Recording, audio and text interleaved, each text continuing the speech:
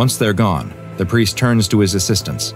He takes off his shirt to reveal a tactical vest underneath emblazoned with the SCP logo as his assistants do the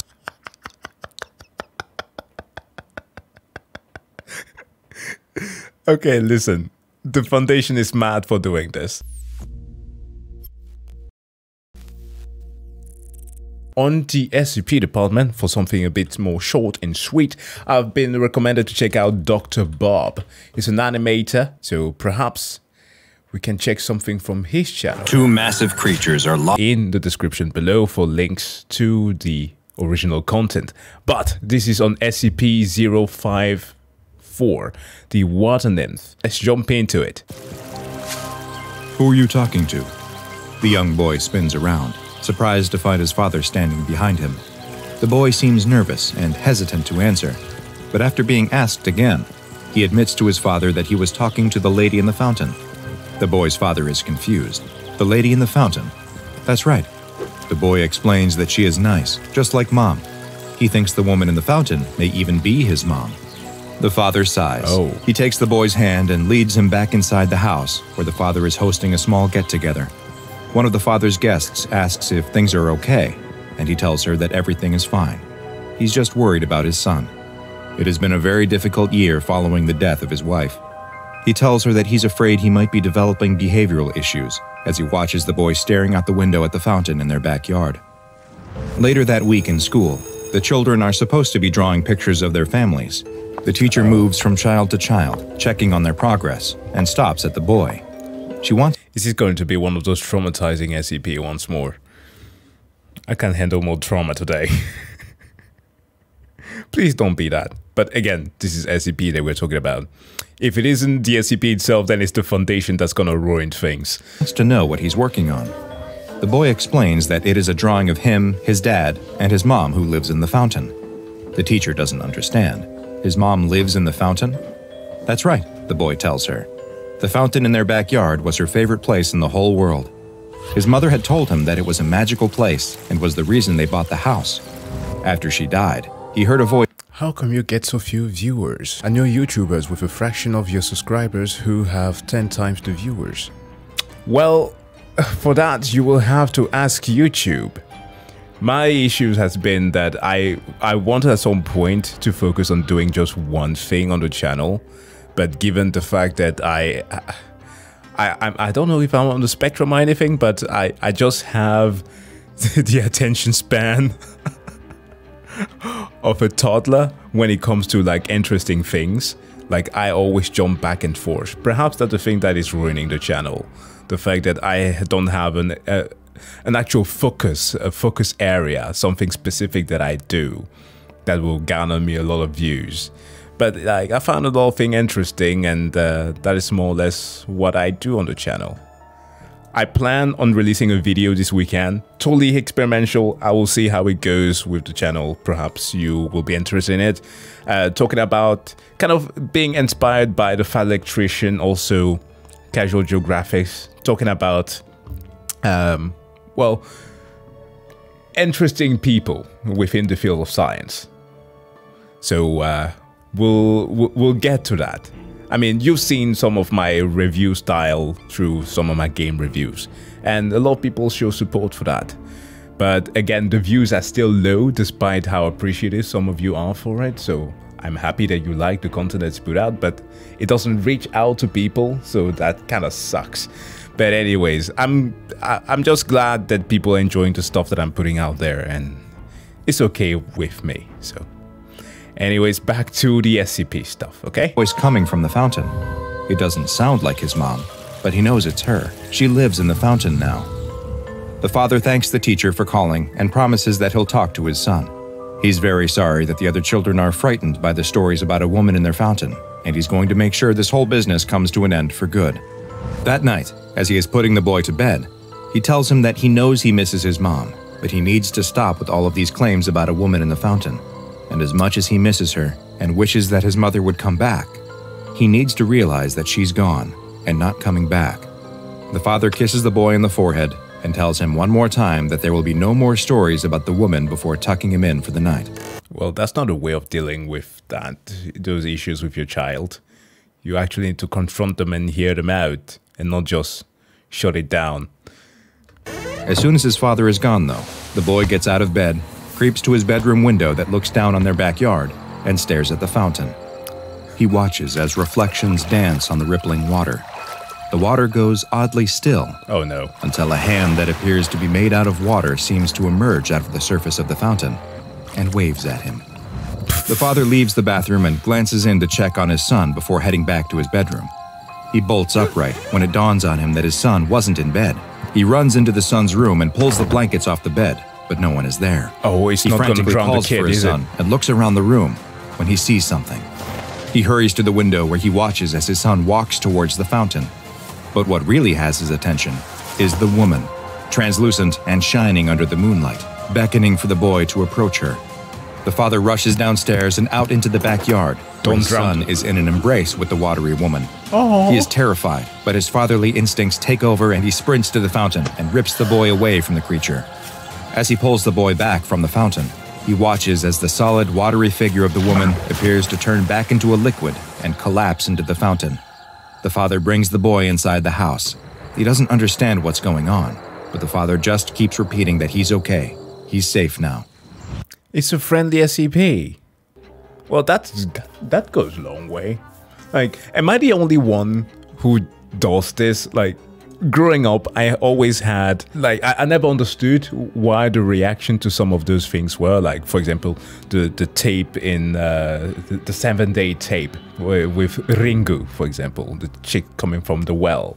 Like, when you get those messages, like, literally ask the villain or the spirit or whatever, what do you want, especially if they're communicative? If the first thing that they go with is dialogue and not straight up violence, talk to them. I was always wondering, why can't people just talk? And because half of the time with those movies, dialogue and like figuring out what actually was ailing them tends to solve the problem. So why don't people go with that solution first? But maybe I'm just weird. The next day, the father is on the phone with their local 7 days, priest. thank you. He knows how he called a priest. Okay, this is not going well. Crazy this sounds, but the police didn't believe him, and he didn't know where else to turn. The priest tells him not to worry, that he will be there soon to take care of it. The priest arrives at the house with 2 assistants and tells the father that it would be best if he and his son leave. The boy is turning crying, into the pleading with him Exorcist. not to hurt the nice woman in the fountain. The father has to struggle to restrain his son, but eventually is able to get him out of the house. Once they're gone, the priest turns to his assistants. He takes off his shirt to reveal a tactical vest underneath emblazoned with the SCP logo as his assistants do the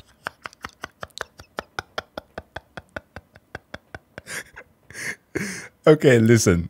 The Foundation is mad for doing this.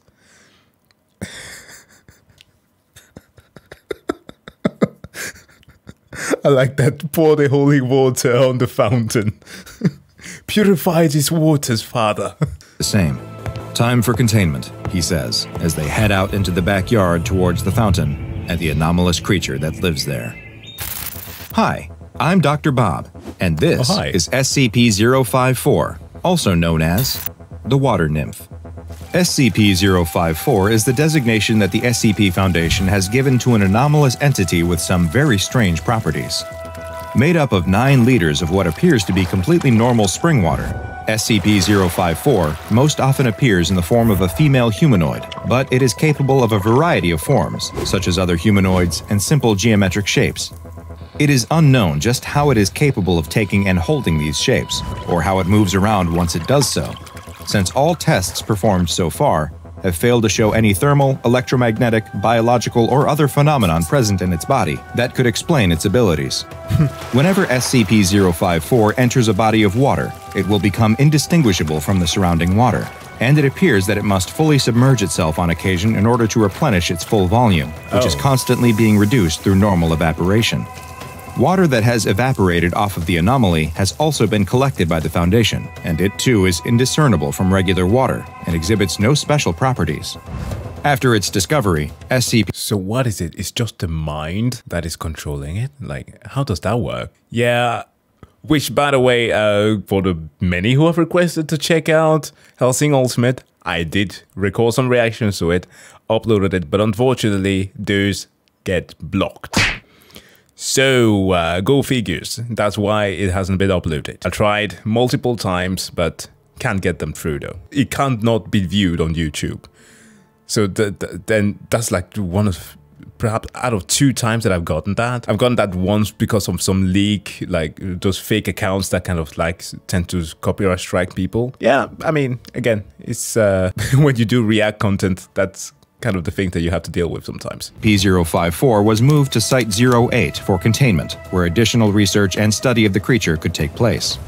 Its special containment cell was made watertight and equipped with a specialized climate control system, as well as an ornate fountain filled with fresh spring water. Surprisingly, the entity seemed to enjoy its new home and appeared happy to interact with Foundation researchers, guards, and maintenance staff, frequently mimicking their forms often in a playful manner.